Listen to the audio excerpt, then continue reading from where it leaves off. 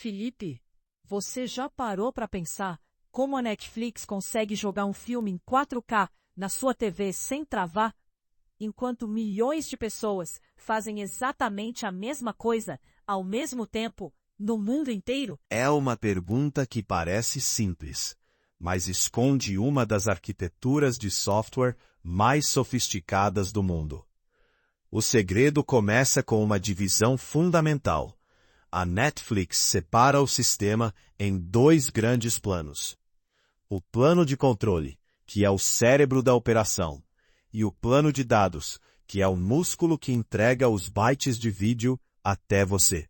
Então, antes de eu apertar o play, já tem um exército de sistemas trabalhando nos bastidores? Exatamente. Antes do play, a AWS cuida de login, catálogo, recomendações, cobrança e metadados dos títulos. Tudo isso roda em microserviços independentes. E essa separação é estratégica. Se o sistema de faturamento tiver um problema pontual, o streaming pode continuar funcionando normalmente, porque cada serviço é isolado. Mas isso ainda parece ser a parte mais fácil. O difícil mesmo deve ser lidar com o arquivo de vídeo em si, né? Um filme em 4K deve ser gigantesco. Muito. O arquivo original entregue por um estúdio pode ter dezenas ou até centenas de gigabytes. Seria completamente inviável mandar esse arquivo bruto para cada usuário. Por isso, antes de qualquer usuário apertar o play, a Netflix já processou esse conteúdo em um pipeline massivo, chamado Cosmos, rodando na AWS. Nesse pipeline, o vídeo é fatiado em pequenos pedaços e distribuído para um número enorme de instâncias EC2 trabalhando em paralelo. Em vez de tratar um filme como um único bloco monolítico, a Netflix transforma o processamento em milhares de tarefas simultâneas. Isso é transcoding e encoding em escala industrial. Peraí, qual é a diferença entre transcoding e encoding nesse contexto? Parece a mesma coisa. Boa pergunta. Encoding é o ato de gerar uma versão comprimida do vídeo usando um códec específico como HEVC ou AV1. Transcoding é o processo mais amplo. Pegar o material original e convertê-lo em múltiplas representações diferentes, com resoluções, bitrates e formatos adequados para cada tipo de dispositivo e cada condição de rede possível. Então eles criam várias cópias do mesmo filme? Isso deve ocupar um espaço absurdo. Sim, mas com inteligência. A Netflix foi pioneira em algo chamado Per Title Encoding. Cada título recebe uma estratégia de compressão personalizada. Um desenho animado com poucos detalhes visuais pode manter excelente qualidade com um bitrate bem menor. Já um filme de ação com explosões, fumaça e câmera tremendo precisa de muito mais dados para não virar um borrão. Além disso, eles usam shot-based encoding. Em vez de tratar o filme inteiro de forma uniforme, o sistema analisa cena por cena. Uma tomada estática de diálogo pode ser comprimida agressivamente. Já uma perseguição noturna, com muita movimentação, recebe mais bits para preservar a qualidade visual. Mas como eles sabem se a compressão ficou boa ou se destruiu a qualidade da imagem? Aí entra o VMAF, uma métrica criada pela própria Netflix. Em vez de medir apenas diferenças matemáticas entre pixels, ela tenta estimar a qualidade percebida pelo olho humano. O sistema compara o vídeo original com a versão comprimida e calcula se aquela compressão ainda parece boa para alguém assistindo de verdade. Isso é crucial porque o objetivo não é preservar cada bit do original. É reduzir o tamanho sem que o usuário perceba degradação relevante. Em outras palavras, preservar a experiência visual com o menor custo possível de largura de banda. E no fim de todo esse processo, quantos arquivos saem de um único filme? Muitos. Um único título pode gerar mais de 1000 arquivos diferentes, formando o que chamamos de encoding ladder, ou escada de encoding. Essa escada cobre várias resoluções, vários bitrates e vários codecs. Assim, a Netflix consegue atender desde uma TV 4K com fibra ótica até um celular numa conexão instável de aeroporto. Tá, o vídeo foi processado e existem 1000 versões dele. Mas se todo mundo for buscar esse conteúdo na AWS ao mesmo tempo, não explode tudo? Explodiria. E por isso, a Netflix simplesmente não faz isso. Depois de processar tudo na nuvem, ela usa uma CDN própria chamada OpenConnect. Em vez de servir vídeo pesado a partir de poucos data centers centrais, ela espalha servidores físicos pelo mundo inteiro, instalados dentro das redes dos próprios provedores de internet. Esses servidores são chamados de Open Connect Appliances, os OCAs. Eles ficam instalados dentro dos ISPs ou em pontos de troca de tráfego.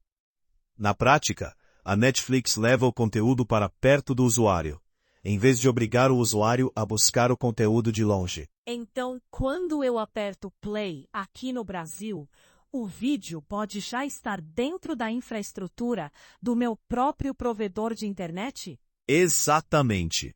E isso muda tudo. Se o vídeo tivesse que sair de um data center distante, atravessar backbone internacional e talvez cabos submarinos, haveria mais latência, mais custo e muito mais chance de congestionamento. Com o OpenConnect, o arquivo geralmente está a poucos quilômetros de distância. Mas como esses servidores locais sabem o que colocar neles antes das pessoas assistirem? A Netflix usa cache preditivo e pré-posicionamento de conteúdo. Com base em região, idioma, histórico de consumo e lançamentos programados, ela prevê quais títulos terão alta demanda em cada localidade. Durante a madrugada, quando a rede está ociosa, ela empurra silenciosamente as cópias pesadas para os OCAs. Essas janelas de preenchimento são fundamentais. Em vez de milhões de usuários puxarem o mesmo lançamento ao mesmo tempo da origem, a Netflix distribui antes, de forma controlada, fora do horário de pico. Isso reduz drasticamente a carga sobre a internet global no momento de maior consumo. Então a internet não entra em colapso porque o tráfego mais pesado já foi movido antes que a galera começasse a assistir. Exatamente. No momento do consumo, a esmagadora maioria do tráfego é atendida localmente pelos OCAs. Na prática, apenas uma fração pequena precisa sair da origem. Quase tudo vem da borda da rede, de forma rápida e barata. Legal. Mas quando eu aperto play, quem decide de qual servidor específico eu vou baixar o vídeo? O aplicativo fala primeiro com o plano de controle na AWS. A AWS autentica o usuário, verifica permissões, identifica o dispositivo e a rede, escolhe a melhor representação inicial do vídeo e devolve URLs apontando para o OpenConnect Appliance mais adequado para aquele momento. Depois disso, o cliente passa a buscar os chunks diretamente desse servidor de borda. E como eles evitam travamentos se a minha internet oscilar no meio do episódio? Aí entra o Adaptive Bitrate Streaming, o ABR. O vídeo é dividido em pequenos chunks, e o cliente monitora constantemente a taxa de transferência, a latência, o buffer disponível e a estabilidade da conexão. Com base nisso, ele escolhe qual versão do próximo chunk deve solicitar. Se a rede estiver excelente, o cliente pede chunks em 4K. Se houver queda de banda, ele troca automaticamente para 1080p ou menos, sem interromper a reprodução. Essa troca acontece entre pedaços do vídeo de forma rápida o suficiente para evitar qualquer buffer imperceptível. Então, quando a qualidade cai por alguns segundos durante o episódio, não é bug. É o sistema me salvando de uma travada completa. Exatamente. Muita gente interpreta resolução variável como defeito, mas, na verdade, é uma estratégia de resiliência deliberada. A Netflix prefere reduzir momentaneamente a nitidez a deixar a reprodução parar. Em streaming, continuidade quase sempre vale mais do que perfeição instantânea. Juntando tudo isso, por que usar microserviços no plano de controle faz tanta diferença para o sistema como um todo? Porque cada parte evolui e escala de forma completamente independente. Recomendação, busca, billing, catálogo e autenticação têm padrões de carga e de falha muito diferentes entre si. Com microserviços, a Netflix consegue implantar mudanças isoladas, escalar apenas o serviço que está sob pressão e impedir que um problema secundário contamine a experiência principal de assistir. E esse desenho se combina perfeitamente com a nuvem. A AWS fornece elasticidade para processar picos enormes no back-end e no pipeline de vídeo, enquanto o OpenConnect resolve a distribuição pesada de mídia na ponta. É uma separação elegante entre coordenação central e entrega local. Então, a arquitetura inteira é quase uma coreografia. Nuvem para decidir, borda para entregar e cliente para se adaptar em tempo real. É exatamente isso. A AWS cuida da inteligência operacional. O Pipeline Cosmos transforma masters enormes em mais de 1000 versões otimizadas. O OpenConnect coloca essas versões dentro dos ISPs, perto do usuário. E o app escolhe em tempo real qual pedaço faz mais sentido baixar naquele instante, dado o estado atual da rede. E o mais fascinante é que tudo isso acontece de forma invisível.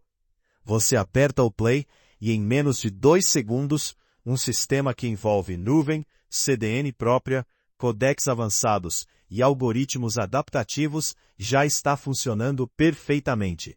Agora me conta, qual parte dessa arquitetura você achou mais surpreendente? O pré-posicionamento noturno dos OCAs, o Path Title Encoding ou o ABR adaptando a qualidade em tempo real? Deixa nos comentários.